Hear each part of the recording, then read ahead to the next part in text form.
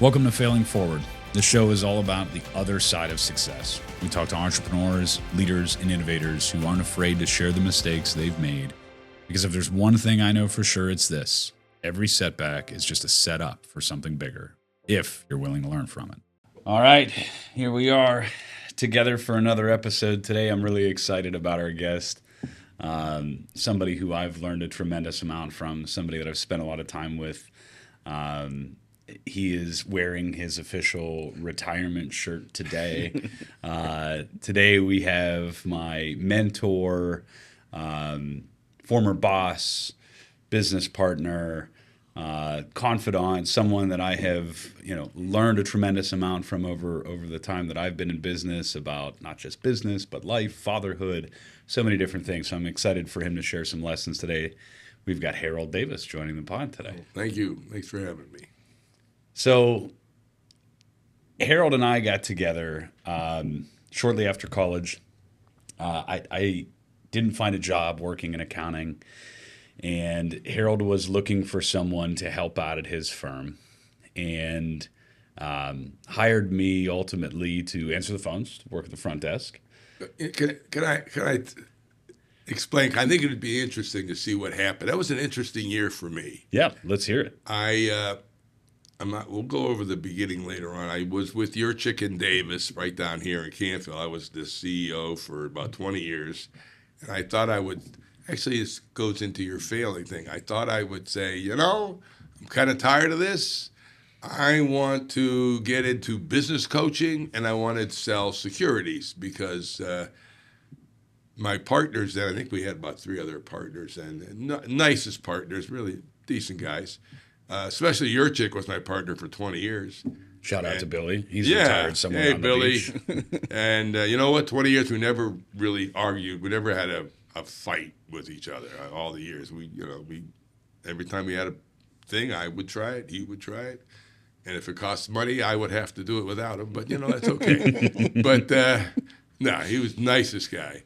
And so I left, became a business coach. I got a guy named John Deegan who was training on that. It was really, if you get a chance to go to that business coaching, well worth doing. Problem is, once you get it, it's very difficult to sell it, okay? Particularly if you haven't been doing it for a long time, because I'm training and I'm going to tell you to give me $3,000 a month for something I've never done. Although I've had some really pretty limited success with some of the clients. But it gave me a new perspective of how to look at financial statements instead of looking at the numbers and saying increase inventory. No. Get new inventory. Get, how to sell. And really, you get into the guy's head, and that's where it's all at. So I quit, and I started my own firm, and it was looking back, it was one of those decisions that you make at age 50. Exactly. That is right. Exactly right. I wrote a couple musicals at that age 50. I was really but I was fortunate in that my wife was a dentist. So it's like, well, worst comes to worst, we go, I got Marilyn. I'll have to, come on, Marilyn. Tighten the purse strings a little. I got the nicest wife. Right. Well, it was nice, though. I don't know. I don't think you ever saw my financial planning seminar. Mm-hmm. I would stand in front and say, marry a doctor. Yeah. Any questions? So I went with these other accountants. Next thing you know, I got a call from Levy. Newman Levy called me up and wanted to sell, and he had a decent firm going, and he was just getting old, and his main guy quit, and so I went there, and my son, God bless him, my Max, who's works for Shopify now. I'd like to talk about what he does. It's really interesting what he does. He came over and fixed all the computers up. Man, he took a whole quarter off from school. I mean, it turned things around there. Wow. But I needed somebody to run the place. I throughout my life, believe it or not, I had a pretty successful accounting career. I was not a detail guy. I was never good at doing the QuickBooks. You ever see me do QuickBooks? I don't recall ever seeing you do QuickBooks. Did you ever see me sell QuickBooks? Quite a few times. Yeah. So I needed somebody to run the audit, just all of that stuff. And I tried 4 different people. I tried some guy who was already there, who was a nice guy, but it wasn't him. We should talk about him because he turned around one day. Timmy saw what he did best and said, "Tell you what, Don, this is all you're going to do." And he loved it, and he became a new person. Yeah. Then I got a guy from H&R Block. He told me he had 12 years. I went, "Oh, this is going to be perfect," because most of my stuff was tech. I went back there like the 3rd day, and I said, "Well, I got a problem with passive activity generators." And he goes, "Oh, I've heard of that." I went, "Oh, you ever heard of go out the door?" Yeah. I also hired a YSU professor, accounting professor, and she was nicest person, very detailed, too detailed, couldn't manage. Anyway, so I lose a client, my worst client, by the way. Worst. I mean, and they go to, can I mention Hillbarth? Hillbarth is a great. You can cut that if we have to. Yeah. Let's Hillbarth, see you how the know what? I story have goes. nothing but respect for Hillbarth. Same. And for Packer, even though they sued me one time. Packer sued me one time, and because of a non-compete, I hired one of my partners. Yep. And he killed us. We had to went to the Supreme Court. In fact, if you go to non-competes in Ohio, Packer versus your Chicken Davis, okay? But just to tell you how it ended, within 6 months, they were up for this Better Business Bureau award, like a national award. He had me write their intro. I mean, that's how, that's how it Still ended well. Dennison, what a nice guy. Anyway, so I call up the guy from Joe from Hillbarth. He wants the work papers. I said, "You gonna make copies?" I go, "Copies? You just come over here and just pick them all up and get them out of here. That guy's a pain in the neck." I said, "By the way, you have any good interns you didn't hire?" And it was like 08? No. Yeah. 08, right after, the Great Recession. Tough times. Yeah, and he said, "We didn't hire any this year." I said, "Well, who's your best one?" And they said, "Give me Timmy's name." Timmy walks in. A couple days later, he's working out at the at truck stop. The Blue Beacon truck wash? Can I ask what he was wearing? Was he wearing the hat? It was like, Yeah, no, he was wearing nothing. You dressed up. I was wearing a suit. Okay, you got the suit. You were wearing a suit. I don't remember that. My interview. I do recall that. So this is my 4th guy. Actually, a 5th guy. There was another woman. Remember the other girl that she was one of those people that she did. If you don't know what you're doing, you stick it in the drawer. You ever have people like that? Anyway, so I'm sitting at my desk, and I said, "Don't sit down yet." And he goes, "What?" I go, "You golf?" He goes, "Yeah, I golf." I said, "I'm going to tell you right now, if I'm sitting here and I'm not on a golf course, you're not doing your job." And he said, he's what, 21 years old? Yeah. He goes, "You understand that?" He goes, Yeah, I think I understand that. And he sat down, and we talked. Tell you, the number one thing that impressed me, that unfortunately you don't see that anymore, was that he grew up with his uncle owned a shop. I grew up at the Davis Motel out in North Lima. Mm-hmm. You guys know where that is out there? Been past it? Yeah. Yeah. Can't say I've stayed. Will's got a frequent flyer card. Yeah. Oh, yeah. Frequently, he got one. I tell you what, a lot of people listening were actually conceived there. And by the way, by your real father. Okay. Anyway, so, but I tell you what, you can't find that anymore because no one owns small businesses anymore. And that's how I grew up. Everything I learned from my dad sitting at the motel. My brother still runs the motel 65 years later. Wow. And him and my other brother ran it for 40 years, made a living off of it, actually paid for my mother's living. I mean, at the Davis Motel. My dad was smart enough when he bought it in 1960 to pave it, and we had became a truck thing, and you could park your truck right up to it. But here's an interesting failure. we were getting 15, 20 ABF. ABF is the largest trucking company there is. They bought up all the other ones. And they would drive triples in Ohio. They couldn't drive two in Pennsylvania. There was a lot of reasons. And we had to put in a bid every year. And we had literally 20, 30. I mean, to fill that parking lot up was crazy. And they changed this. We get them out of Chicago. They go, Chicago, it's like 11 hours. That's how long they're allowed to under whatever thing. They come right to Davis Motel.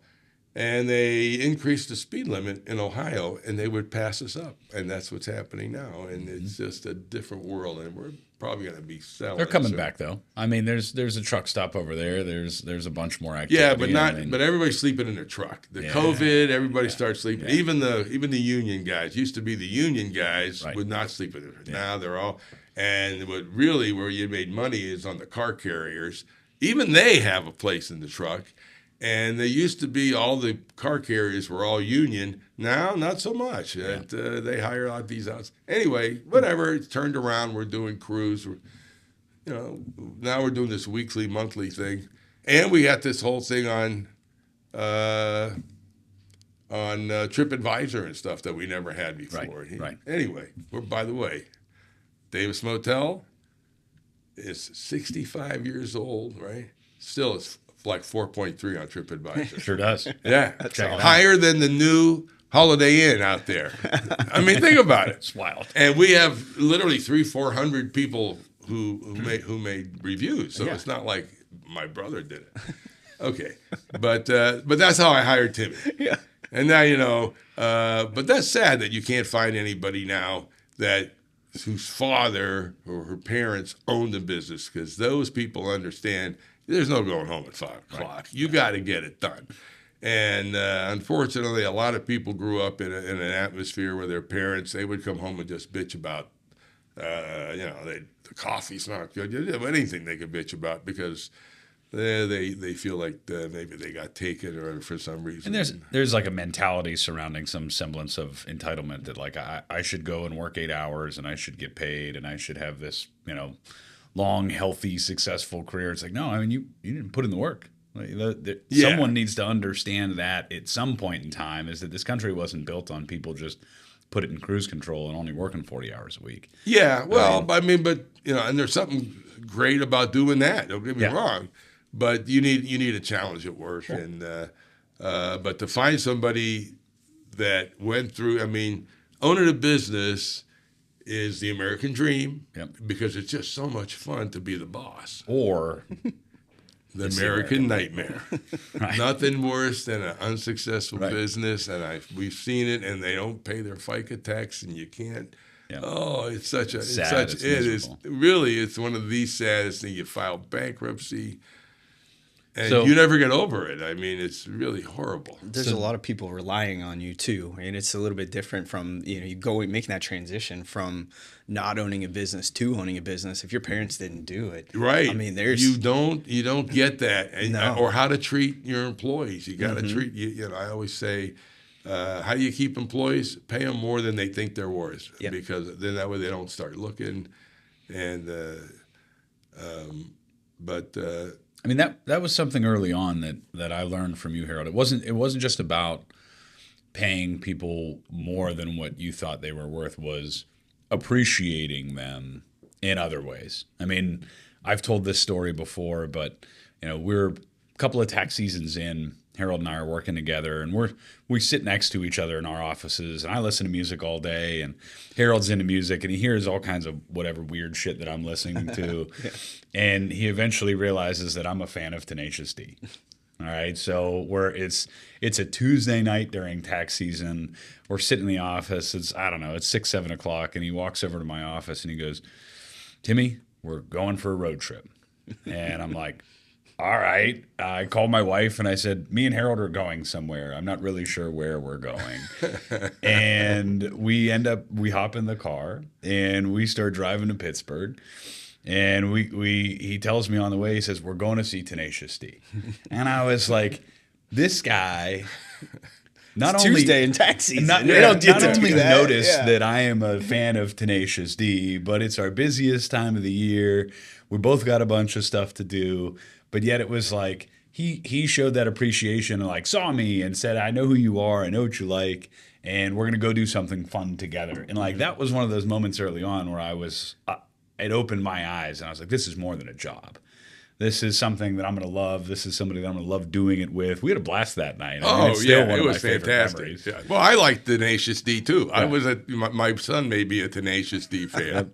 Well, the road trip stories. I mean, I know there's another road trip story in there at some point that you like to tell too, Tim. I'd like to hear Harold's side of it too. Yeah. All right. We did that with Bonamassa one time too in the middle of Texas. Yeah. Remember that? Yeah. We just snuck into Dior, and there were like 2 chairs left. It was all right. I think the best road trip story, and we were talking about this last night over dinner, was we get called out to do this consulting project for a hotel. And we're not really sure what we're getting into, other than they need a couple of accountants to kind of help out behind the scenes and kind of tell the story about what's going on. Doing some due diligence on it. They wanted to buy it. Okay. And so, we get out there and we sit down and we're walking around this hotel. And mind you, this might have been within the first year that I'm there. It's the first summer that I'm there. Within 6 months, I think.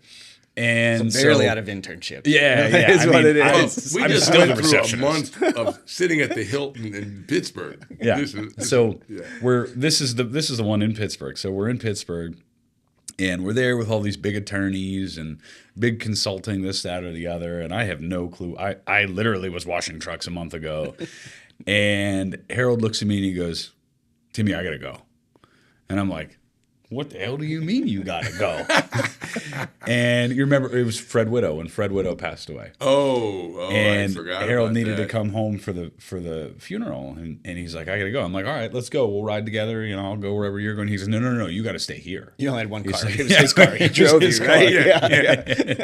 And so he left me at this hotel with these attorneys, and he's like, just do whatever they tell you to do. Just, whatever they ask you to do, just do it. So I'm in conference rooms looking through confidential material, trying to find It was a big a lawsuit. needle in a haystack Yeah. with these guys until the wee hours of the morning. I'm living on crab bisque. Yeah, that was for the Hilton. breakfast, It was the lunch, Hilton. and dinner. Yeah. It was delicious. I still love it. But like that was my first summer with Harold, was that we just jumped into stuff and we figured it out But as we went. that was a crazy. And it was. Well, I don't know if you remember the funniest story. So it was the owners was taking like 3 years to fix it up. And the bank, BlackRock, man, you don't mess with BlackRock. Okay, they owed them like $20 million, and they missed a payment or something. So they brought in Hilton to discredit it and try to make them, break some loan covenants. And the guy from Hilton shows up. I have a motel background, as I already talked about Davis motel background, but I also was after college. My first thing I did, I went down to Florida and tried to get in the motel business. Maybe we'll talk about that later on. Where were we? So What were we talking about? I got motel business. Yeah, stuff. we get you on the motel track, and we get all kinds of spun out here. So we end up after this consulting trip took us to New York City. No, I have to finish the story. Okay, I'm sorry. There was something about the motel. You got it. You got back this on was track such here? a little thing. So the Hilton guy comes in, and I'm showing him around, right? And yes, sir. And we're showing the rooms, and we're almost fixed up. And they were trying to, and he looks down at the side. He goes, "What's that?" I go, "Oh, that's where the front desk used to be. That's an old place where you used to plug it in. That no longer works. That's been unplugged." Really? He goes, he looks at it, touches it, and gets electrocuted. Are you serious? Yeah, these guys, they tried to fix this hotel up like the Davis Motel with duct tape. The funniest one was in the men's bathroom. There was this big men's bathroom, and they bought all these new urinals, okay? Well, they didn't buy the big urinal. The new thing now are these small urinals, right? But they were too cheap to lower the urinal. Remember these? It's like You're on your you gotta be tippy 8 toes. foot tall to use the urinal. Shack only. It's a shack only section. Oh, man. Anyway, I thought it's a funny story. And so, taking a step back, I forgot this too. Is that so? Harold hires me, and my first day of work, I show up with a giant black eye. I don't know if you remember that. I remember that. So it's the end. It's the end of the summer. I'm hanging out with my friends. We're having a bonfire. We're screwing around, and I go to throw a pallet into the fire, and the pallet broke. Came back and hit me in the face. So the first day I walk in, I finally got a job. I'm all excited. I'm showing up. I'm working at the front desk, and I got a black eye. And it was like, I remember we went like the whole day, and I don't even think Harold said anything to me. He was just like, all right, he's got a black eye. You know, there was no asking Fight Club questions about situation it. or what? Yeah, it was. Yeah. It must have been a Fight Club situation where he knew we couldn't talk about it. You know? So we did a bunch of different things. We experimented our way through those first couple of years where Yeah, because we just bought this guy up, and he just came in, and this guy was so backwards on his stuff. It was he had big restaurants and big payroll. They would send in their payroll on Quicken, not even QuickBooks. And then the lady at the front desk would get the numbers, put them into Excel, okay?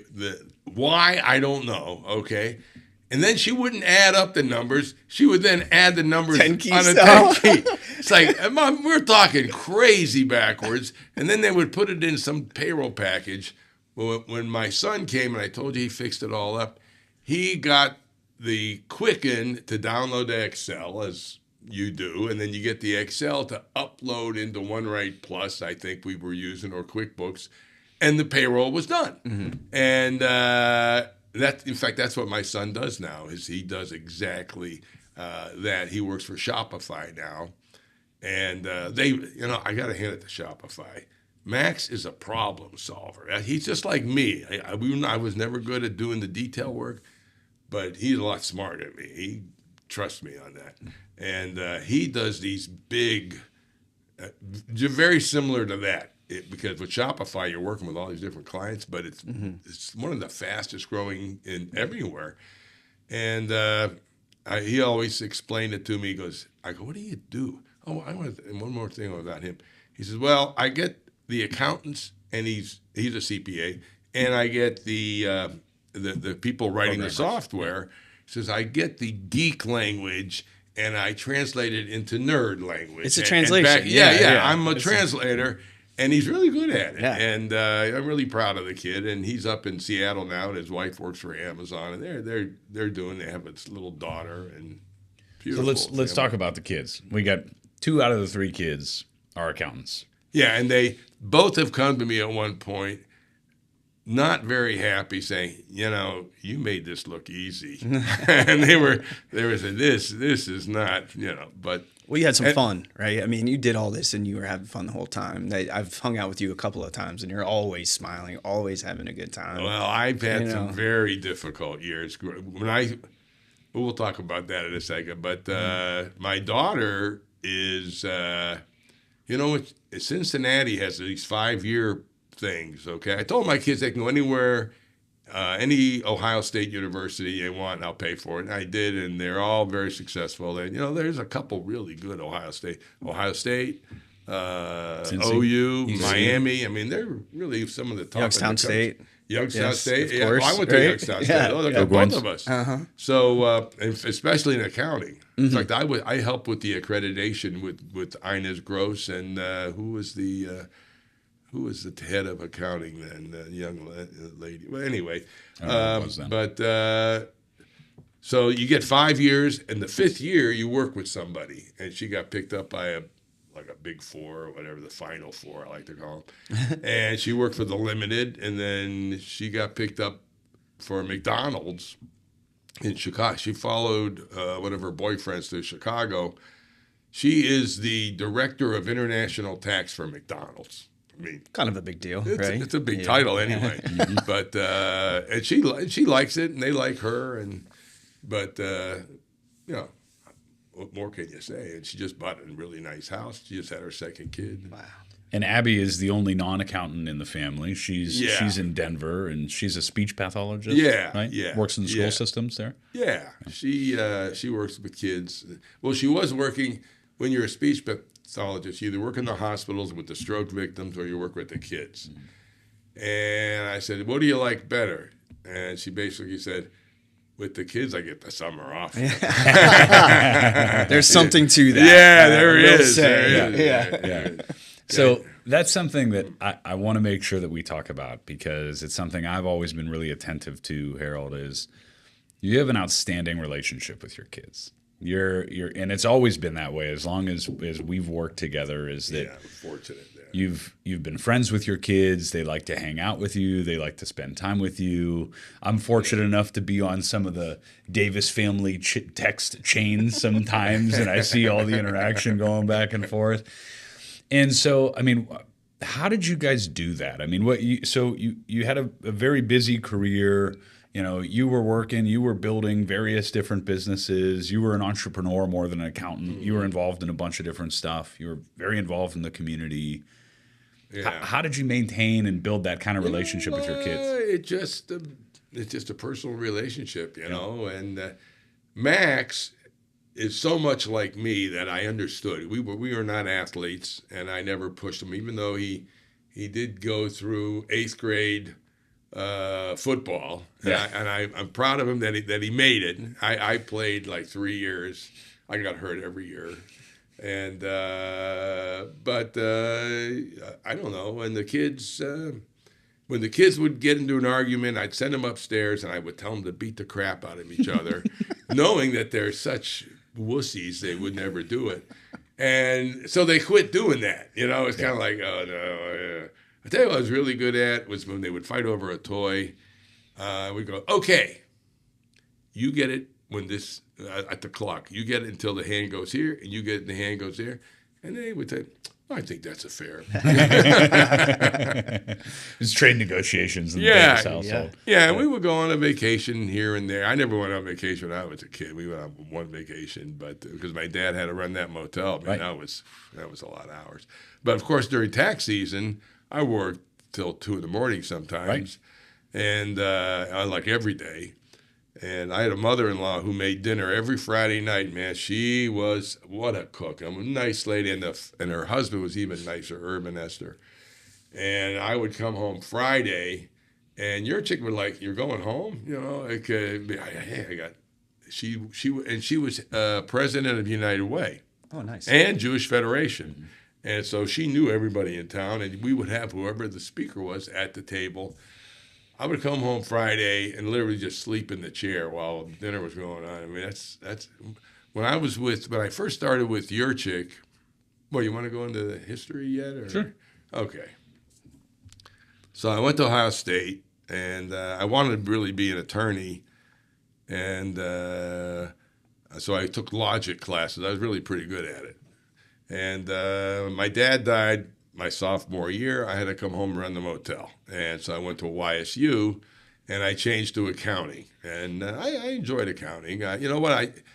One thing about accounting, that first quarter, half the people find it pretty easy, not too bad. The other half flunks. Yep. Mm-hmm. It's funny how that is. Yep. They just don't get it. Yep. Well, I was one of those people who said, this isn't bad. I had a teacher, Inez Heel. She was maybe the best teacher I ever had. I believe I had her too. Yeah, I mean, she was there for a long time. That name sticks with me. And I mean, I graduated in 2006. So. Yeah, oh yeah, she was there, and she was just a terrific lady. I think I had her for 3 classes. And, so when I came back I had to work the motel, and my older brother took off for Truck Stops of America, and my younger brother I didn't want to not have him go to witness freshman at Ohio State. Trust me, you don't want to miss that.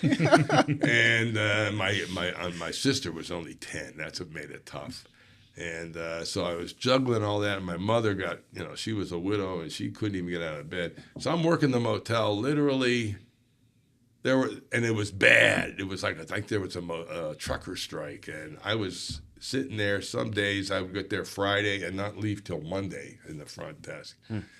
And where did I go? I went to YSU, and I would take like part-time, and I would sleep in the library. The library at YSU used to have the most comfortable couches. Yes, there. they did. And man, they got rid of those many naps on. And it was probably the same couches. Yeah, had to be. Man, they were the most. Since replaced them. I've actually went out of my way to looking for those couches. I wanted one because they were just so. They were just worn in nicely.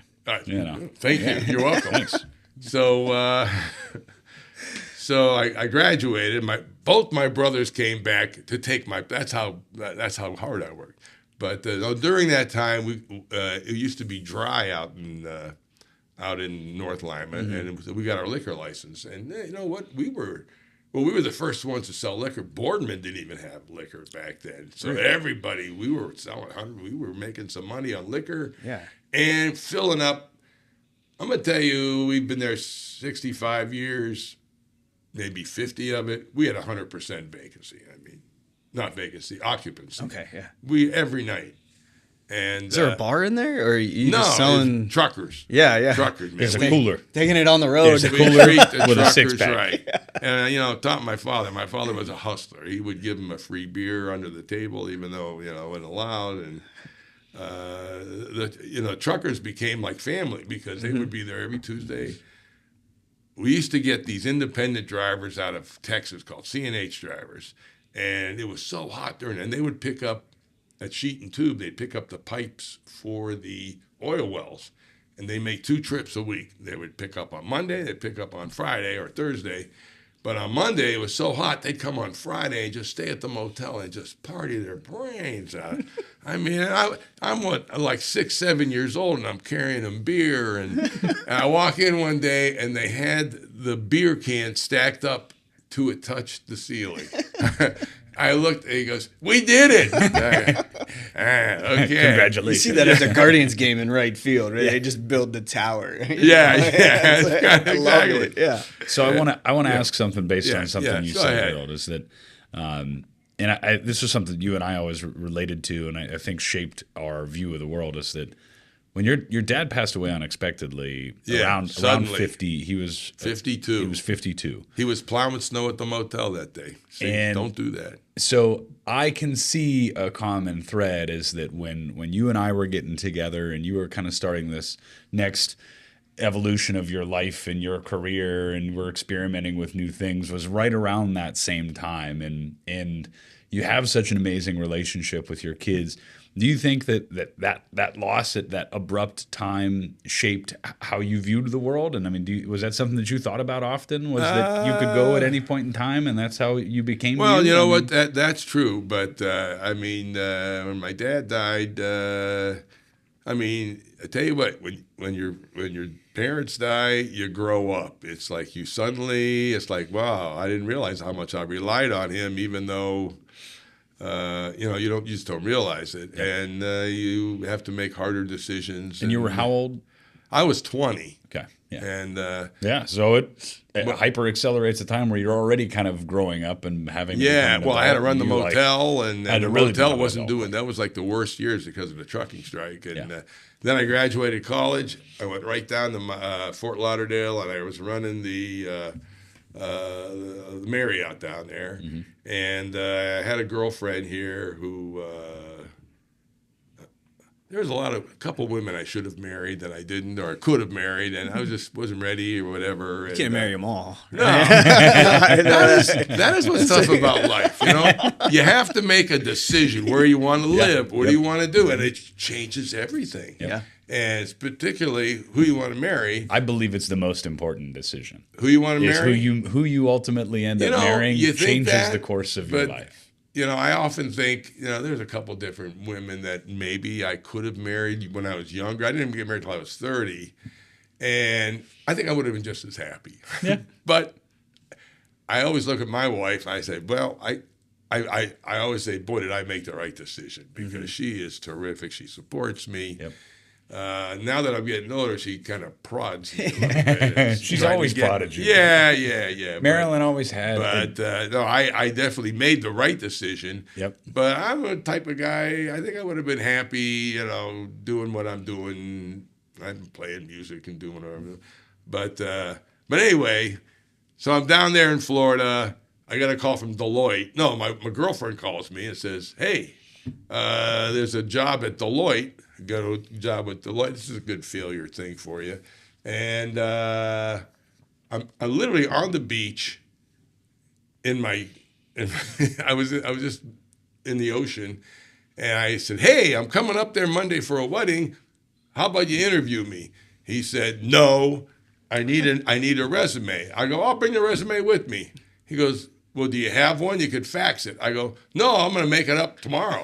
So you don't even have a resume? He goes, no. I just graduated YSU. I said, I guarantee you're going to hire me. He said, how about that confidence? Some confidence. Yeah. I get it. No, I would love that. I need a resume. I go, well, I'll bring it with me. He goes, no. And pretty much hung up. I'm talking to the secretary. And so somehow I got back to the secretary. I go, do me a favor. Is there another partner there? He goes, yeah. So I call the partner up. Other partner goes, look, I'm coming Monday. This other guy, I don't know what he's. I'm the guy. How could you waste this opportunity? Right. What are you doing? And he asked me one question. He says, you know anything about the trucking industry? I said, trucking industry? I grew up in the trucking industry in North Lima. Yeah. He goes, oh, okay, I'll see you. Turns out they were the ICC people, the Deloitte of like Northeast Ohio. Mm-hmm. And they did McNicholas and all these large firms. And so I got there, and I became the ICC. They sent me around the country to all these ICC. But you're back in Youngstown at this time. Back in Youngstown, back with my old girlfriend. And I'm doing these ICC reports, which you don't do anymore. And the 40-page report, you had to put in how many miles interstate and intrastate and your profit margin. You used to have to get permission to take certain commodities from state to state. Mm-hmm. And so you would apply for that permission, and then all the other trucking firms would contest it because they didn't want you doing it. And this is what you did. You fought battles. And then in 81, Reagan came in and said, how about we do this? None of that crap anymore. Yeah. And it was a union killer. I mean, that's really what it became. Yeah. Mm-hmm. And I lost my job. And I, like I said, I wasn't good at doing these audits anyway. I was just not so good. And we were doing taxes by hand using the Package X copying. I mean, there was no computer. And a cloud of cigarette smoke. I was in a room with 7 people. 3 of us smoked 2-3 packs a day. Wow. We had one phone. That's amazing. So I spent a lot of time in that world, in the trucking world. I was 12 years at a trucking company, yeah. And it's unique for sure. What was the name of the trucking company? AIM Leasing. So AIM Leasing was McNicholas. McNicholas back in the day. Yeah, so well, I was there when commonality here. Right? ICC closed, and they sold all their trucks to the drivers, and they started AIM Leasing. Oh, that was huge. Mm-hmm. And then I said, what am I going to do?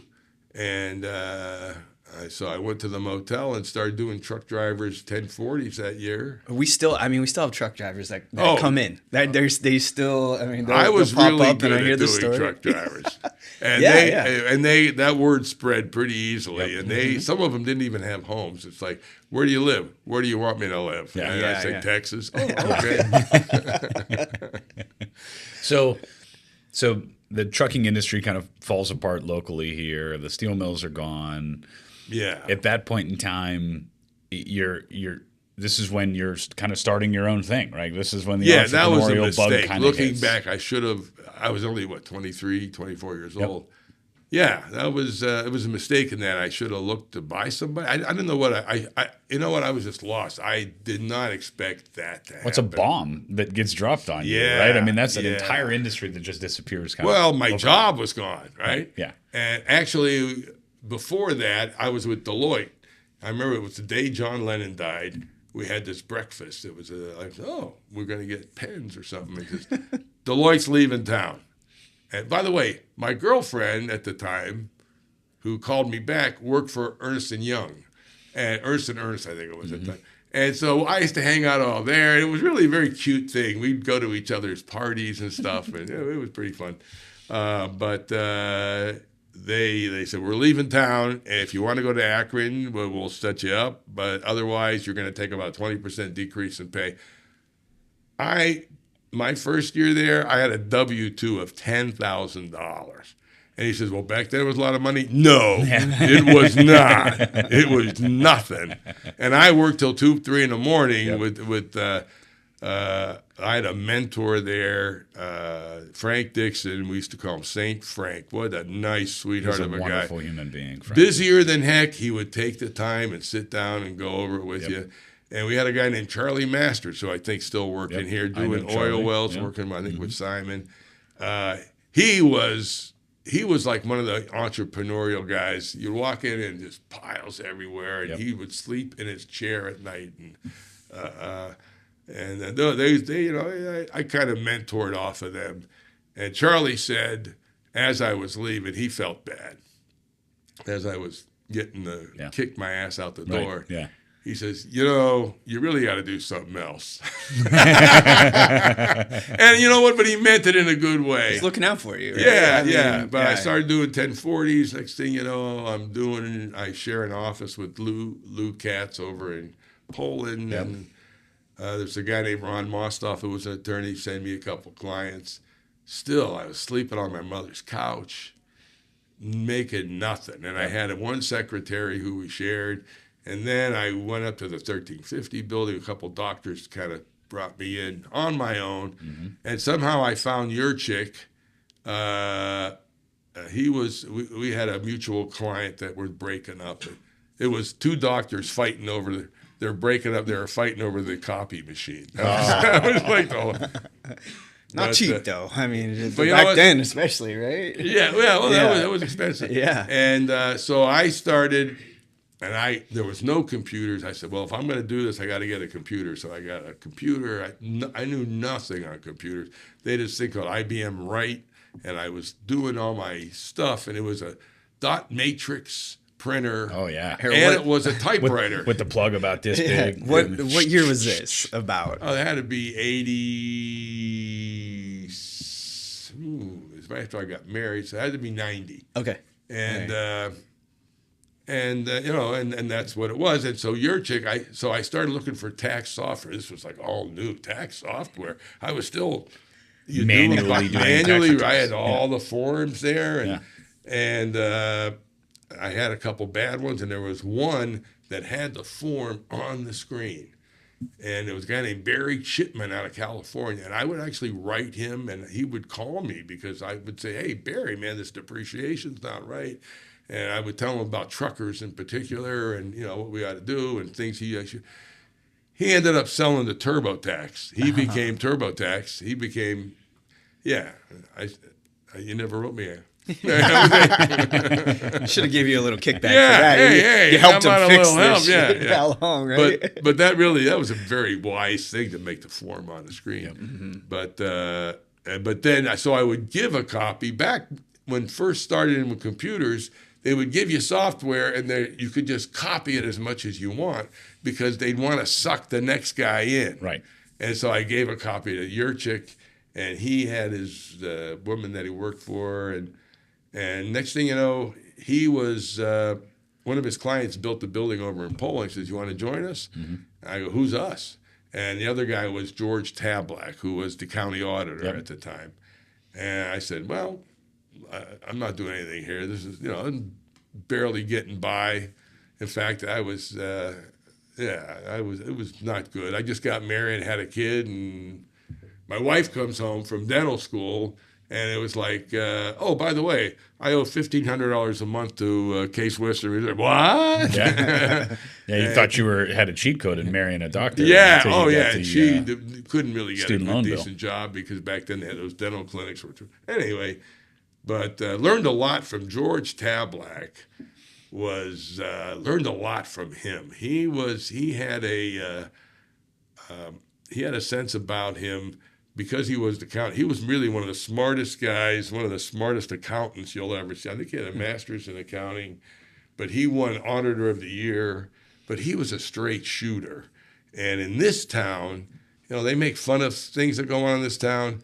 I learned a lot from him that, man, I wish I never learned. It was horrible. I remember him one day called me up, locked the doors, don't let anybody in for a couple of days. I go, oh, well, why? He says, They threatened to kill me again. I go, well, what happened? Well, the prosecutor is having a special. This is how everything works. It's always through a third party, fourth party, so you really don't know about it. That's how a lot of things work. And he says they're having a special auction for homes that don't pay their real estate tax over $100,000. Because it's over $100,000, we're not going to do it on the steps of the house anymore. We're going to have a special. I go, so what's wrong with that? He says, well, you had to apply to show up. I go, so what's wrong with that? He says, well, only 3 people applied. I go, well, what's wrong with that? The prosecutor owned all 3 companies. Oh, my. Yeah. I go, oh, wow. I said, so what did you tell him? I said, I told him if he does it, I'm going to turn him into the FBI. And he said, yeah, well, I'll kill you. And a couple years later, someone was running against him.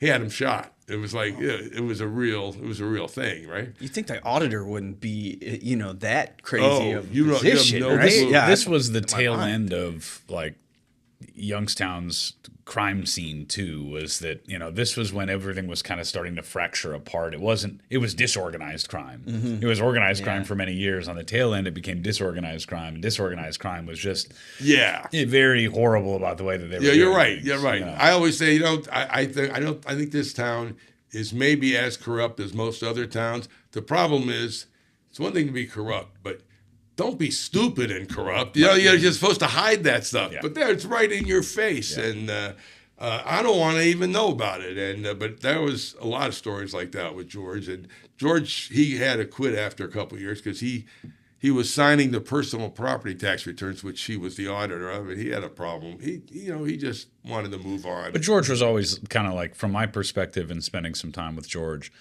he was big picture. He was always forcing you to look at things a little bit differently. Well, he ran for U.S. Congress. Yeah. And he said, Harold, why don't you be the treasurer? I go, I don't want nothing to do with it, Yeah. Especially during tax season. Well, I did it, and next thing you know, the guy who was heading up the campaign got cancer. His wife got cancer, and I'm putting together meetings and handling hundreds of thousands of dollars in money, begging people for money. And it's like in the middle of tax season. And you didn't want to do it in the first place. No. And I'm learning all this stuff. Yeah. And we're running against trafficking at the time. And we're running against a union guy. And it was nuts. And he would call me up, get on the phone with 57 Radio. They're talking about me. And when he joined me, I'm sorry, this could go on forever. When he joined me, my brothers at the motel put everything together. They refused to pay the convention center tax because there were a bunch of jerks. And they literally, the head of the convention center took a first-class trip to Europe to understand travel. It's like, what the heck? And they were paying, they would pay these printing guys. They weren't paying them to do printing for the Convention Bureau. They were paying them to do the printing for their own campaigns. I mean, this is how it gets done, through third parties. And they would, and we saw this. So my brothers refused to pay him until there was an investigation. And when George came on, he goes, I can't be your partner until you pay that off. And I said, oh. So how about if we pay it over 3 years? Because they owed about $20,000 or something like that. He goes, okay, but 10% interest. He goes, oh my God. So I'm on the radio, and they're talking about George, and next thing you know, they set me up. They had the head of the other guy's campaign, who I knew from school. It's like, hey, how you doing? It's just so funny, and I said, did you do these? They were saying bad things about George, which weren't true. I said, did you say these things? I said, okay, I think I made my point. I got to get back doing taxes. It was like, I was so busy. It's like April 3rd or something. And somebody calls up, the very next caller. George set up a sweetheart deal with his brothers at the motel. Like, how did they know about it? Yeah. And they were just on hold waiting for me to discredit me. Yep. That's Think like about that. That Crooked City podcast. You Oh, know? yeah. Oh, Like, yeah. That was that time, basically, Yeah, right? yeah. I mean, And so I had a call, and George called me. I wasn't listening. George called me. He goes, "You better call up again." So I called the guy up. I said, "I heard you said I'm going to tell you the real story. Is that we are paying 10% interest, and there's nothing but a bunch of crooks on that convention bureau." And do you? And he said, "Well, I'm not." I said, "If I have to call you again, I ain't going to call you. My attorney's going to call you, and I'm going to sue you because you set me up twice now." I said, "I know what's going on there. Who are you kidding?" And I hung up, and that was the end of that. But what an ugly story. Yeah, you know? yeah. That's wild. And at the same time, I was involved in community theater, and I was with. I used to go to all the Oakland stuff. It used to be at one of the synagogues, and they sold it. And so, of course, you know this. Every nonprofit wants the accountant to be on the boards just to do the books, and so they sucked me on to be there, and they said, "Harold, we need to raise $100,000 to do the Oakland downtown, which is now, I think, Pink something. Purple Cat. Purple Cat." Mm-hmm. And I said, "No, I'm not doing that. I'm in tax season." And they said, "Well, we have a professional fundraiser." I go, "Oh, well, okay." She quit in 2 days, and so I'm bugging people for. I said, "As long as you're giving money to your chick, to Tablack, why don't you give us money for the Oakland?" And we had to raise 75, and we didn't do it. We were short like 25,000, and I called George McKelvey up, who was the mayor, and I said, "George, I need 25,000. We got to finish off the heating in this place." And he goes, "Well, we can't do it out of Youngstown." I go, "Yeah, you can."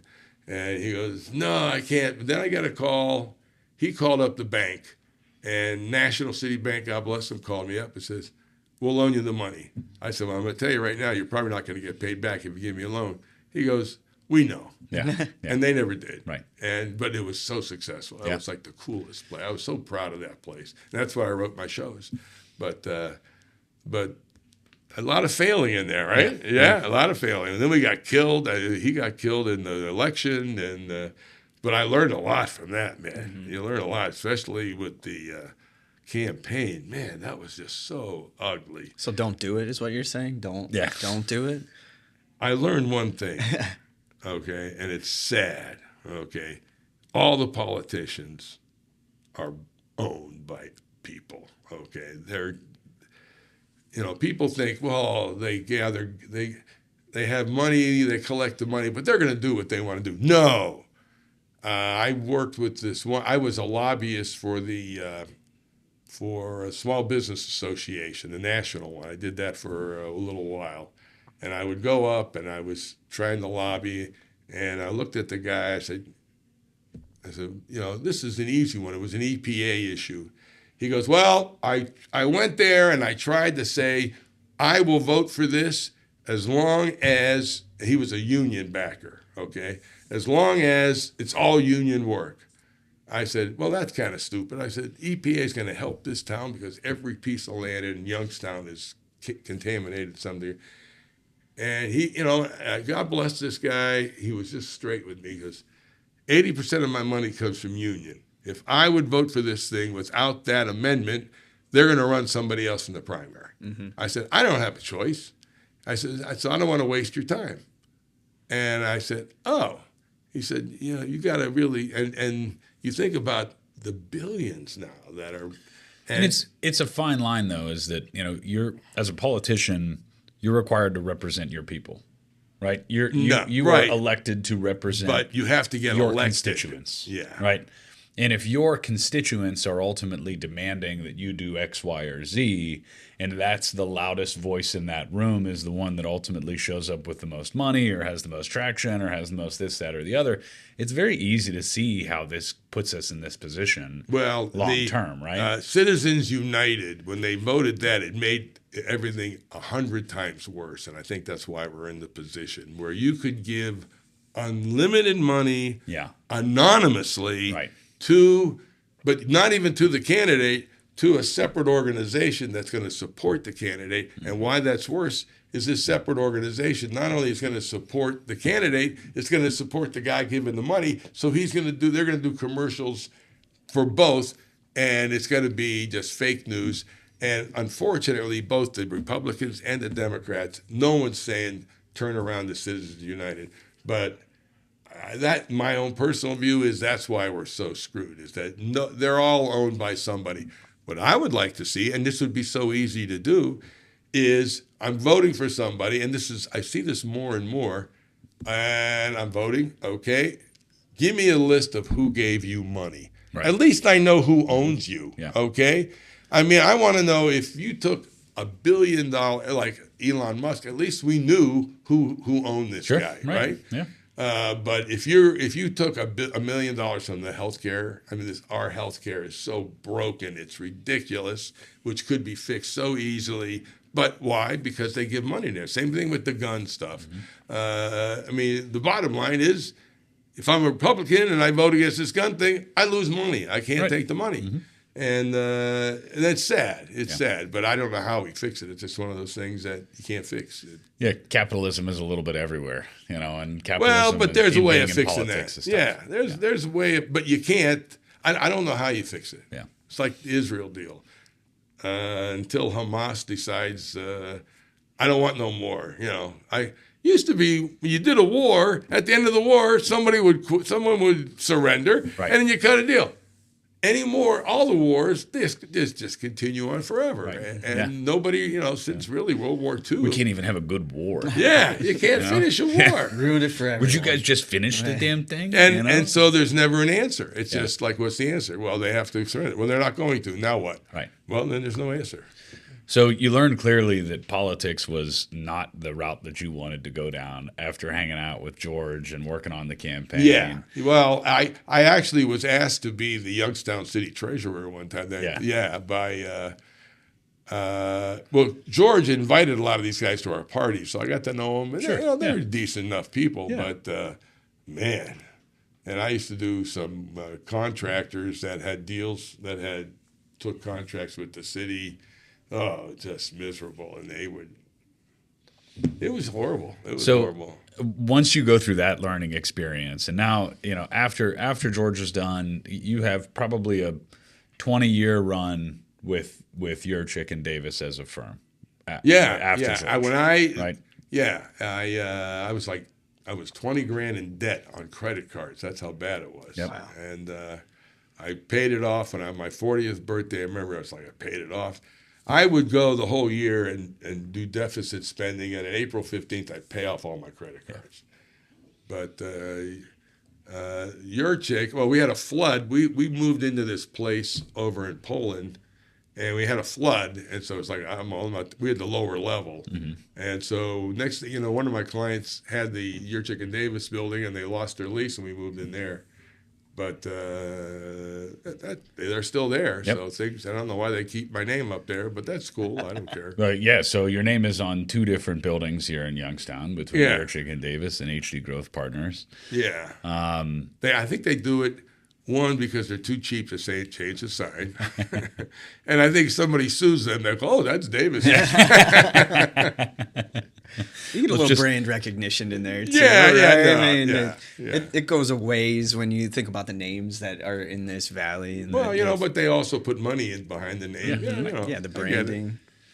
So one thing about you, Harold, that I've always loved, appreciated, respected, and I've tried to do better at myself is that, I was never comfortable with public speaking. This is not my jam is to even do things like this. But I watched you do these things, do the plays, do the public speaking, and it was always just fascinating to me how you just kept back at it. You learned something from it. You'd come back to me afterwards and say, I didn't do this well, and I'm gonna get better next time. So after you have some kind of a setback in your shows and your plays and things like that, How do you brush it off so easily and just keep going? Like, that's something that I've always I appreciated. think it's from my father who ran that motel. He put all this stuff in the front. He would sell magazines. Yep.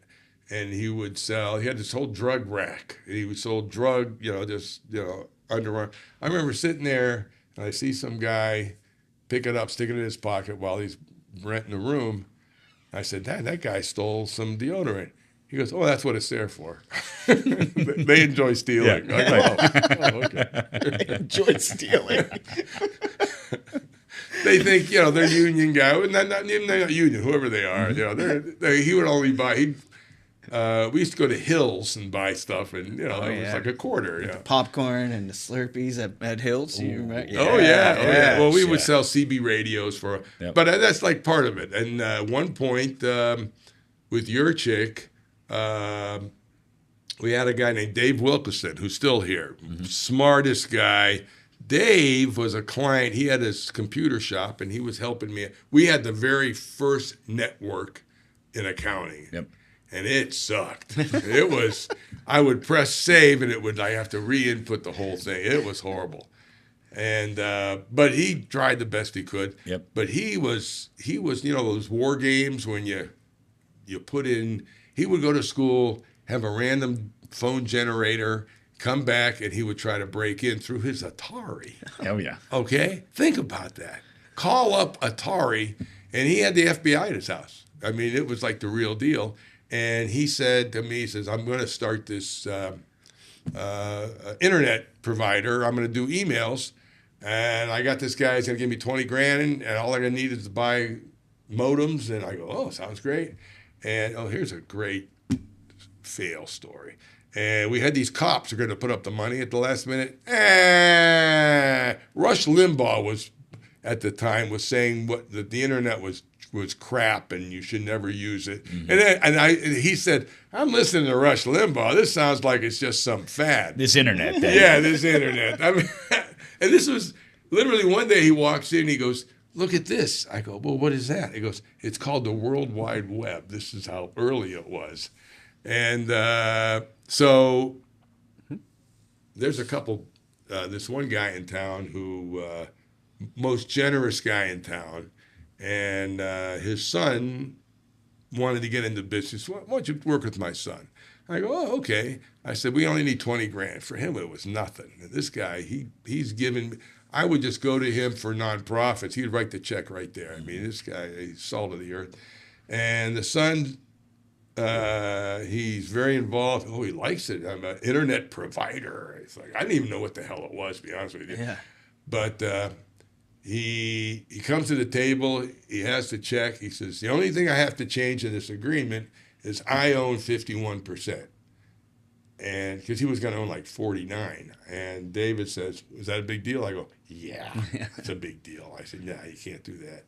And he goes, well, I'm not going to do it. I go, well, we already bought all the equipment. Right. You can't just we don't back exist out. otherwise. And he says, well, they give me the 51%. He thought he had the leverage on us. We said, no, he had it all set up already. He set Turn up. and selling it. He already had another system. Because what does it cost? It costs $20,000 to set up your own system. Mm-hmm. So me and your chick looked at each other. We thought we had this done deal. We put up $10,000. And we were now 49% owners of NeoNet. And it was a blast because we didn't know what we were talking about. And But you were selling like websites before websites were a thing. the website was where you scan in your card. That was the website. Yeah, your I went business to card. Mahoney Bank and I said, you got to do this. And I had this giant projector, and we had to take the whole big computer with us with this giant screen and to show them, and it wouldn't work half the time. And the bank said, nah. I said, we'll just put it up. We'll show what time you're open and, simple stuff. He goes, oh, security. I go, no, it's going to be in my office. Nobody had any clue what was going on. And I set up this thing at the chamber where I give everybody free email addresses. I'm thinking, oh, we get them with the chamber. Not only do we get the $20 a month for the email down the road, but try to get the client, right? I'm thinking, I'm trying to connect. That's how Yeah. you learn from me. Yep. Is no matter what you do, you try to do 4 or 5 things at the same time. It's like, well, I can get that, I can get the client, I get their payroll.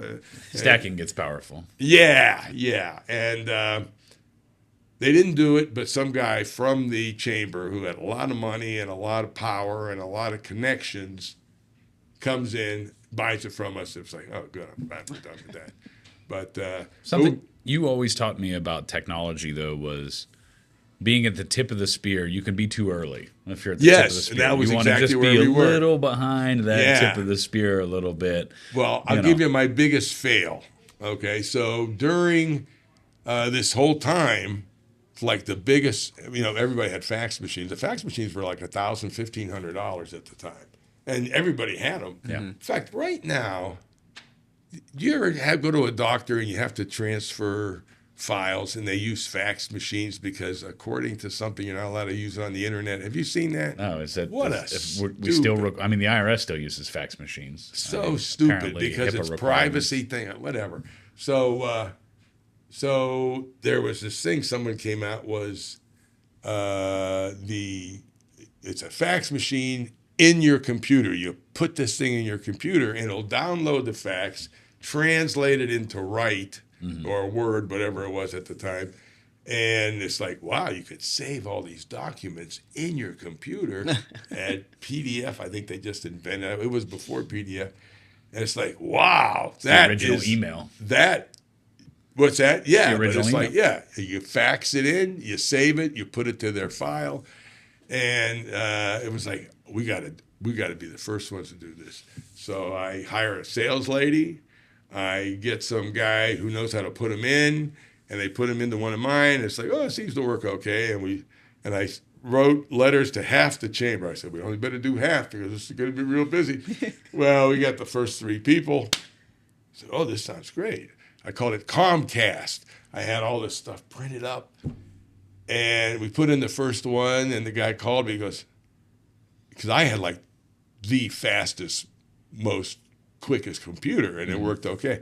Hey, this thing, I'm on an AT. It literally takes 45 minutes to download a fax, and I can't use the computer for the 45 minutes. I said, oh, you need a faster computer. I go, well, the computer's for $5,000. Yeah, right, yeah. Because I ain't buying another computer. I go, okay, I'll send you back to 200. Next person, same deal. Because we had like whatever compact, but big fail. I said, and that's what I learned. You got to stay. We also were into a general ledger package called OneWrite Plus. Mm-hmm. OneWrite Plus was a lot like TurboTax. It had the input on form on the screen. Right. You would just it looked like a OneWrite DOS program, by the way. No mouse, keystrokes only. Yeah. And so I told Yurchik, I said, this is where we got to get everybody on the OneWrite Plus. He goes, okay, well, I'm going to have a seminar. It's going to cost us about $10,000. No, you are not. I go, what do you need $10,000 for? I said, well, I'm going to need $2,000-$3,000 just to promote it. And he says, and this is before the internet, so no one even knows if you got it. Nobody knows. All you got is instructions. Yep. Yeah. And so I called OneWrite Plus, and they were out of Massachusetts. They sent in somebody, and we picked up like 3 clients, like right there. And Yurchik never said a word afterwards, but he let me do it, you know. And next thing, what did I do? I had one in Pittsburgh, Youngstown, Akron. Okay, and they wouldn't even respond. And OneWrite Plus let me use their name list, their mailing list. Yeah. They wouldn't give it to me, but I would say mail this to everybody in Northeast Ohio and Columbus. We did one in Columbus too. So I said, not only that, we'll send you the top writer. We'll get all this input on how to improve it. To Columbus, the first night. Next day we did Youngstown, then we did Akron the next day, and he flew home. Yeah. And he passed out stuff, and in Akron we had like 300 people show. We only had like maybe 60 signed up, and they were all over the place. It was in a room like this, but it was like the new package. Everyone wanted it, but people just, I'll just show up. But we were like #1 in the country on One Right Plus. And then they sold to Peachtree, and Peachtree treated us like crap. Yeah. But see, another failure. And then they went to Windows, and the Windows didn't work. And I had everybody converting the Windows, and it really was a horrible thing. And I had to convert them back. Oh, man, that was horrible. That's a lesson we learned quite a bit, is just the partnership with your vendors is so important. Oh gosh. You know, Yeah. I've been burned so many times, and I'm like a little, gun shy when you get into that. You're like, hey, how do we? This is great. This all sounds perfect. Now you're selling me on something. I always ask the question, how do we break up? If worst case scenario, what happens at the end? And something's not working. But yeah, it's happened so many times. But with Peachtree, I said, I want to become a Peachtree Center. Mm-hmm. And they said, no, there's the one in Cleveland. And she was very afraid of us because all these One Right Plus people were going to Peachtree. She wanted to get them all. I tried to make a deal with her, but she wouldn't listen. I said, is there any Peachtree Centers that I could buy? Is there an area where there's none? They go, yeah, there's one in Florida. I go, oh, where in Florida? In Fort Myers Beach. I go, oh, I love Fort Myers Beach. I'm buying it. He goes, well, you going to go down there first? I go, no, I don't need to go down there. I'm buying it. Oh, how much? It wasn't a lot of money. I went down and I found the CPA guy. I said, okay, let's do it. Well, this lady in Cleveland just said, no, he's going to be using Cleveland and Peachtree. Well, it didn't work well with accountants. Right. That's why you don't see Peachtree anymore. And it all went to QuickBooks. Yep. And I said, well, I told him, I called the Peachtree guy. I says, look, you don't do this deal, I'm just going to go to QuickBooks. I think QuickBooks at the time had a bad problem in that you could change things after the fact. And there was a lot of fraud going on. Yeah. I worked with my cousin who now is a big-time auditor. She was working down in Florida, and she worked with the utility companies, and they all used QuickBooks. And people were just stealing stuff and just changing. Yeah, because you change it after the fact. Yeah. Well, they fixed that finally. So you watched what was the most transformative evolution in business happen in the prime of your career was the internet. No question. Well, computers. It was before computers. It was before the internet. It was the computer itself, and then internet. So you saw two of the most impactful changes to the business community. Yeah. And so now we're going through this next one, which is the fastest adoption of technology in the history of mankind is AI. Yeah. It's been adopted faster than the internet. It's been adopted faster than computers, than electricity, than anything. So from what you learned during that period of that transition of computers and the internet, what would you say to someone now that has this evolution of AI that's in front of them? Like, do you jump in head first? Do you wait? What would you be telling somebody to do? I consider AI. I don't work a lot with AI. I consider AI just a supercomputer. It just has more knowledge than computer, and it's 100 times faster. Mm-hmm. It's really the same thing. Yep. It's really not that different. And they were saying the same things when the computers came out. Oh, everybody's going to lose their job. The worst was when they did Obamacare, and they were, there are going to be millions of jobs lost. No, there was more jobs, Yeah. There were jobs lost by the advent of the computer and the internet. I mean, but I think they just moved to something else. They moved to something else. There really wasn't. There was never a place where we had 20%. Right. Right before the election, they say stupid things. Absolutely. Okay. And you and I went through the Social Security thing, right? Yep. Mm-hmm. First thing the guy comes out with, he goes, you'll never lose Social Security. There's never going to be a time when there's not enough money to pay it. They own the mint. How can you run out of money if you own the mint? And he was with Social Security for like 40 years. I thought that was pretty funny. Yep. The only time you're going to hear it is right before the election. Yep. And by the way, let's talk about Social Security down the road if you want to talk about it now, maybe, because that was one of our big money makers in Social Security. We would do you could get income from Social Security and from S corporations, and we would kind of make it so we could only show so much, because Social Security is expensive. If you're self-employed, it's 15.2%, and that's a lot. And it goes up to $176,000, I think, now. And Here's the one thing. You ready for this? Here's the one thing people don't understand about Social Security that they should, okay? Here is the formula, okay? And I've been years since I looked at it, so help me if I'm wrong. You get your average pay indexed with inflation over your entire work life. 35 years. Okay. 35. And I think you throw out the worst three or something like that, whatever. Now, let's say you're making 100,000, so it's 10,000 a month or something, 120. They multiply the first 1,400 by 90%. They multiply the next, I think, 50,000 by 32%. Everything else is 15%. Well, you're paying 15%, and you're getting 15%. So it's kind of like, oh, if I pay in, I'm paying 15%. Then in 30 years, they're going to give me my 15% back. What a total giant ripoff that is. And for them to sit there and say that we're getting that it's not fair, it's a total ripoff once you're over like $70,000 or right around there. Yep. And people don't understand that, but you have to get that average up. You just can't do it 1 year. And but that's a big thing to understand. So what we would do is there's been a couple lawsuits where if it's S corporation income, which you could do through an LLC, you could make it so that I make only 70 or I make only 15, because even at 32%, it's not a great deal. And if I need that money to invest in my company, I have that money. Yeah, you have to pay yourself a reasonable compensation. Yeah. And so love the IRS for saying things like this. It's Super like, helpful. Don't give us a definition of what reasonable is. Oh, Let's just say it needs to be reasonable. That might be the I've most been called subjective on that term, a couple period. places. I got called one time. I had this guy out of West Virginia. You know, these West Virginia people are hilarious. And he only paid himself $3,000, okay?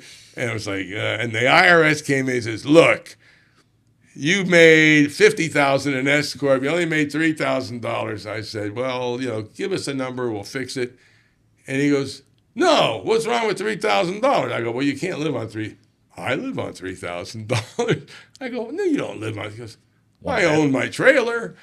And he did. It's different for everyone, Yeah, right? yeah. Like, what is it? Yeah, I go, okay. And she just got tired of us at the end. I mean, IRS agents, I enjoy doing audits. I always felt bad for the IRS, as I do to this day, that they make them look like they're these jerky people. They work so hard, those people. Yeah. There's no training. And, None. And they were the first ones to work out of their house because they couldn't even afford an office. And, for people to say we have to defund them, that's where the money comes from. How are you going to? Yeah, I mean, my personal opinion on the IRS is don't defund them, just outsource it. Like, I like that. This shouldn't be a government job. Right. Hire PwC or Ernst & Young or whatever, one of a large accounting firm or some other entity like municipal taxes in the state of Ohio, outsource to RITA and CCA. Do the same thing. Give it to some professionals and let them figure it out. Yeah. Rather than having government tenured employees try to run the IRS. Right. It's just a mess. A lot of things like that for the government. Right. Unfortunately, the government screwed up. I do believe, though, and Harold, you and I have done a lot of work together in the tax-specific world and tax resolution with IRS resolution work and stuff like that, is that AI and the computing power into the future will eliminate the need for the traditional tax preparers. I think, hot stock tip, if I'm shorting a stock over the course of the next 20 years, it's H&R Block. Yeah. I don't believe that they can survive this unless they create the AI software that does people's tax returns for them automatically for the IRS. Well, I want to tell you, H&R Block, they got their own people down in Congress, too, doing the lobbying. Yeah. A couple years ago. They own their own bank. You remember that? Oh, yeah, that's true. Yeah. But they wanted to make it so that you could just file your own return. Yep. Because, like they do in Australia, I think, IRS has your 1099s. They have your W-2s. They have all your income. Let them prepare it and just send you a bill. Send me a bill. Right. And if you don't like it, then you go to HR. Easy pass. Right. I mean, and there's some type of a bill that was going to do that. H&R Block came and killed it. Yep. And But you're right. But I've been saying that for years too, and it's getting a little clearer that. But the AI, what I do like about the AI is when you call the IRS right now, one, nobody answers, and when they do answer, they have no clue what they're talking about. If AI there, you're going to have one person who knows everything instead of one person. I know partnership taxation, and nobody knows that because it's the most mess. So you got that going, and so maybe it'll be easier to do. But you would think tax preparation, it should be that easy. But think about it. It should have been that easy for the last 30 years. Yeah. I mean, how easy. They have the W-2, they have the 1099. So from your perspective, do you regret, when it comes to technology, and you were always kind of an early adopter along the way, do you regret that? Or would you have been more of an early adopter if you could do it over again? The reason why we were successful is your Chicken Davis, our theme was combining tradition with technology. Yep. And people liked that because we were on that One Right Plus thing, man. People just saw it. And when I was on NeoNet, even though I had no clue what the hell it was, I had a seminar once at the Metroplex, and net investment, some investment app, like the first one. I forgot which one it was, but they came with their RV all set up. This was plug-in technology. And they came and they had all these giant windows and trying to sell it. And we had a really poor showing. It was like, oh, man. But as it happens, right next door at the Metroplex was this giant medical seminar going on. And it was like, let's just wait let's just wait until the medical's let out, and then we'll sell all those guys. Yeah. It worked out. They all went through the RV, and it was like, wow, that worked out.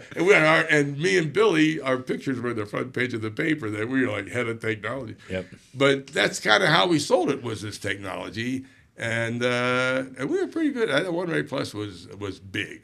And you can see that. Well, look what you're doing with QuickBooks now. Yeah, I mean, you can see that evolution continue to happen with us. Is that we're very tech forward. We've got AI integrated in a ton of different things in our business, and we're maybe not on that tip of the spear, but we're pretty darn close to it. And we've always that's because of what you guys did when you started your practice. We've just continued to evolve. Well, I've always said, right time. You don't have to be the top technology. You have to know this much more than everybody else. Yeah, right. Yeah. Especially in this town. Yep. Because you're right. Yeah. If you know this much more, you're selling stuff that nobody even knows what it is.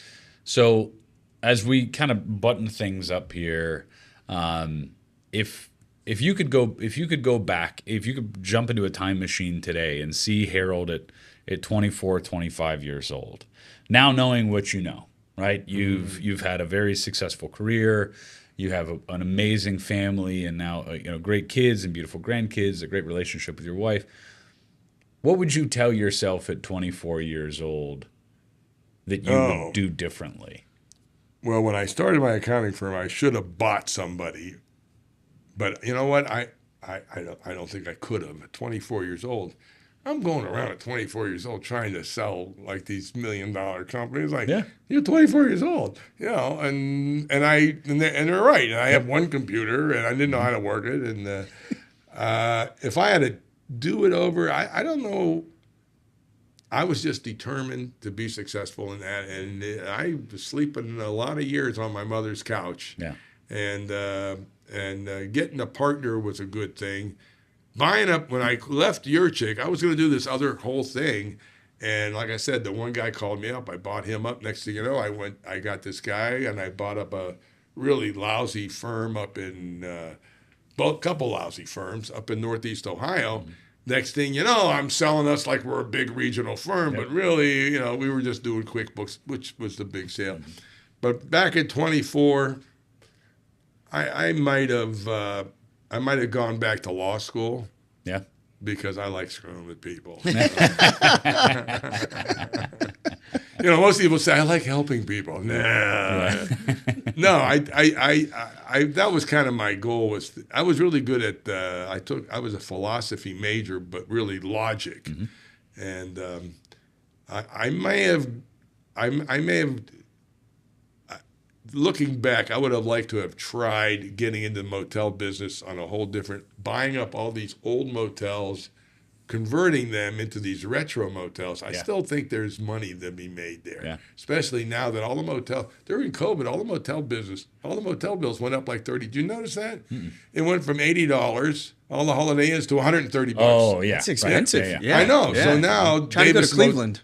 Davis Motel, we were like $30-$40. Now we're $70-$80. You know what? We're making a decent buck. We don't have a mortgage there. We've been there 65 years. Yeah. And the best example of that, I think, we'll give some free promo here is in Savannah, Georgia. I was just there. They in that SCAD, that the Savannah College of Art and Design, they've kind of taken over the majority of that city, and there's a couple of really cool retro motels there. Yeah, that they did exactly that, and they like leaned into that '70s Mad Men style, but it's clean, it's new, there's technology, there's Unfortunately, what has happened to most of the motel is there are a lot of people from India who bought them up. It's like a thing to do if from India, and I'm friends with a lot of them, and they bought up even around here. Yep. And I always say, well, why do you Indians do? And he told me, he says, well, one, I don't speak English, and he says, but most importantly, it's a family thing. Yep. I own a motel. I can have my nephews. Yeah. They all come into town. They go to YSU and they all work the place, and we don't have to really fix up the place because we really aren't looking to make money. We have the money, and it's real estate. So, what could be a bad investment with real estate? That's a very smart thing, but it's not like what I wanted to do, fix them up, and people would say, oh, I want to actually go there because it's clean. Davis Motel, we're 4.3 because we change the beds every 4 or 5 years. We change the carpet every 4 or 5 years. We have big screen TVs. I mean, we have a microwave. You don't see these people who buy these motels and just leave them go. You walk in, the bed is like, it's horrible. Well, that same theory could be applied to every business, right? Exactly. You don't buy a house you can't afford to furnish. If you're going to buy the motel, you better know that you're going to have to keep feeding that thing. You're going to have to keep putting money in, or else eventually it's not going to produce any fruit. My brothers ran it for 40 years, and it's still open, and we're still filling up. It's really amazing. But we got an offer on it. That might not be too long. Someone's going to buy that restaurant up. Well, I know that Rhoda's going to listen to the whole podcast, I'm sure. So we got to make sure we shout her out at the very end here and say hi to Miss Rhoda Davis. Matriarch of hi, the, Mom. Davis family. If you're looking for failure, let me my biggest failure. Okay. So we bought the restaurant next door, which was originally the Cloverleaf restaurant. It was the Roadhouse, and the guy who owned it went bankrupt. And we bought it out of bankruptcy, and it was just bad. And so we made the biggest mistake getting into the restaurant business and not knowing what you're doing, thinking that you have a better pancake or something. And but we had one guy in it called the original Roadhouse. He was there for 20 years, never missed a payment. We didn't make a lot of money. We were just happy to have it open. Remember that Hilton said, we lose money, we just have to have it open. But people love coming to the motel just to eat there. And when he left, he subbed it, and it just went down the hill. And I had to put $100,000 into it to open it up, and so I had to open up under Davis Restaurant. Oh, what a miserable thing that was. People were stealing on me. The waitresses were doing tricks, and it's not an easy business. Oh, it's horrible. It's horrible. It's not. The one guy left the back door open, froze all the pipes, and then I hired some guy, a restaurant guy. Said, "Will you go in there and see what's going on?" The manager was bringing in his own beer and selling it and taking the cash. I mean, it was that bad. And the food, you go in there, you do a tasting of all these vendors, and oh man, this is going to be good. Well, they only bring that crap in at the tasting. Everything else was just crap. I had these ribs. I go, what kind of ribs? It's all fat. These ribs you brought me in the beginning? No, that was horrible business. And Could be the American dream or the American nightmare. That is always a nightmare. You got to know what you're doing. That is a perfect example. Is you got to work at a successful restaurant for 10 years, see what their trick is, how are they doing this, and we know that you got to sit there every month and go over what's not 30% and what is, and you got to change the menu around. But to go in, same thing. We did that with a couple of people opening up gas stations. And, you got to have the money to get the newest in technology of those gas stations. Yep. I had people buy, we'll just use the old pumps. No, no one's going to want to use. You have to go inside and pay for that. I mean, come on. And even that changes. That's going to be another AI thing. But you think about it. There's nobody. It used to be guys filling your tank. Oh, yeah, and all right. That. But anyway, that was my biggest failure was that restaurant. Was going into the restaurant business, not prepared for the nightmare that could be in the restaurant industry. Yeah. You know what? I'm an accountant. I know. Yeah. But we had to open it up because we had to get something at the motel. And I had no clue. When you walk in, health inspector comes in, you need a new walk-in cooler. That's $20,000. The water's pouring over. That's another $20,000. You have to train your people. Well, that's like a whole week. That's another $10,000. And everything's $10,000, $15,000. You got to get a new oven, another $20,000.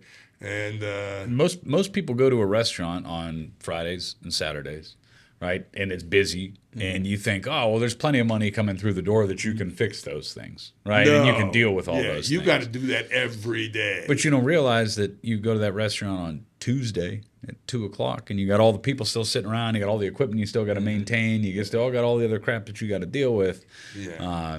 So you got to be careful about jumping into something before you understand the entire business. To your point, work in a restaurant beforehand. If you think you want to work in the restaurant industry, go work for a restaurant for a little while. Don't just go every buy industry. one. Every industry. Right. Yeah. You got to work there, and that's why certain cities are known for that industry. Because some guy who was successful, and everybody who worked there started their own. Yep. Like this whole steel thing, it's like, or wherever. It's like all these cities are known for something, and that's how it started. One guy was successful, and everybody else kind of learned all the secrets and competed against it. Well, Harold, thanks for making the trip up from sunny Florida on your journeys all over the world this summer and into this fall. I know you've got a great trip coming up for golf and wine in South Africa with some mutual friends of ours coming up. Old clients. I can't wait to hear more about this. You know what's great about that is that we're going with these clients that when I started, they had nothing, just like me. And through the years, I had to get them. They had a lot of equipment that we had to get loans for. And, man, every time we got a loan, it was just a battle. And it's been kind of fun. And we went through One Right Plus and went through QuickBooks, went through Peachtree. And, we went through the whole thing with them. And so it's fun when I'm with them. We both remember the tough days. Yeah. And you can enjoy and appreciate this stuff a little bit differently. Oh, yeah. All right, HD, thanks for being here. I love you, brother. I loved it. Thank you. Appreciate you. Thank you. Nice talking to you.